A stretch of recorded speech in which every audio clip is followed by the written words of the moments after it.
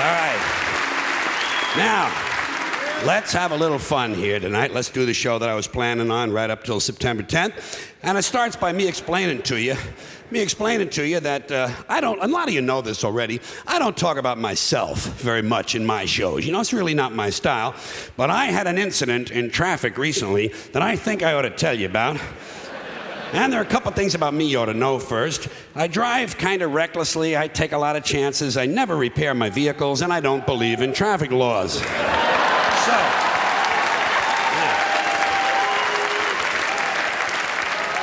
So I tend to have quite a high number of traffic accidents. And last week, I either ran over a sheep or I ran over a small man wearing a sheepskin coat. And I don't know because I didn't stop. I do not stop when I have a traffic accident. Do you? Huh? Do you? No, you can't. Hey, who has time? Not me. I hit somebody, I run somebody over. I keep moving. Especially if I've injured someone. I do not get involved in that. I'm not a doctor. I've had no medical training. I'm just another guy out driving around looking for a little fun, and I can't be stopping for everything. Well, let's just look at it logically. Let's be logical about it. If you do stop at the scene of the accident, all you do is add to the confusion. These people you ran over have enough troubles of their own without you stopping and making things worse. Leave these people alone. They've just been in a major traffic accident. The last thing they need is for you to stop and get out of your car and go over to the fire, because by now it is a fire, and start bothering them with a lot of stupid questions. Are you hurt? Well, of course they're hurt. Look at all the blood. You just ran over them with 1.5 tons of steel. Of course they're hurt. Leave these people alone. Haven't you done enough? For once in your life, do the decent thing. Don't get involved. Well, in the first place, it's none of your business. None of your business. The whole thing took place outside of your car.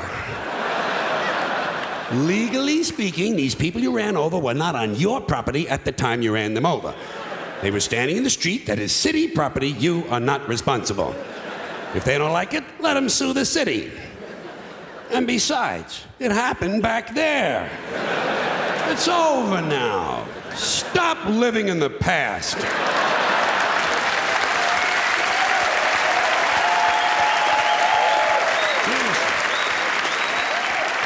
Do yourself a favor, count your blessings, be glad it wasn't you.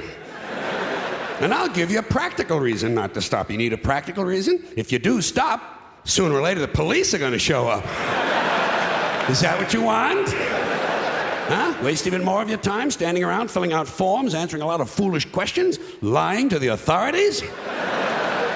And by the way, who are you to be taking up the valuable time of the police department?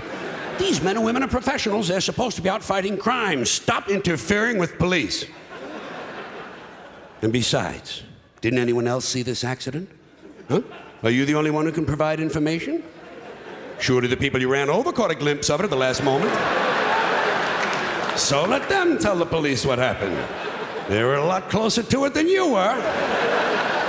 There's no sense having two conflicting stories floating around about the same dumbass traffic accident. Things are bad enough. People are dead, families have been destroyed. Time to get moving.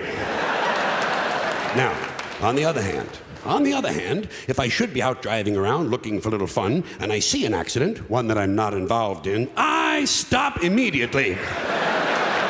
Well, I want to get a good look at what's going on. I enjoy that sort of thing. Someone else is injured, I want to take a look. I am Curious George. You know? It's true. But people don't like that. Police don't like it. They say you're rubbernecking. They say you're blocking traffic. Never mind that shit. I want to take a look. I'm never too busy that I can't stop to enjoy someone else's suffering. And I'll tell you something else. I'm a big fan of traffic accidents. You know my favorite accident? 2 buses and a chicken truck. get hit by a circus train in front of a flea market.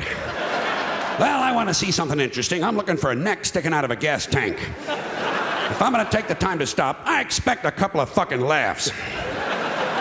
And if my car should happen to be in such a position where I can't quite see what's going on, can't get a good enough look, I'm not the least bit shy about asking the police to bring the bodies over a little closer to the car. Pardon me, officer, would you fellows mind dragging that twisted-looking chap over here a little closer to the car, please? My wife has never seen anyone shaped quite like that. Look at that, sugar lips. That's his rib cage sticking out of the glove compartment. Thank you, officer. That will be all now. You can throw him back on the pile.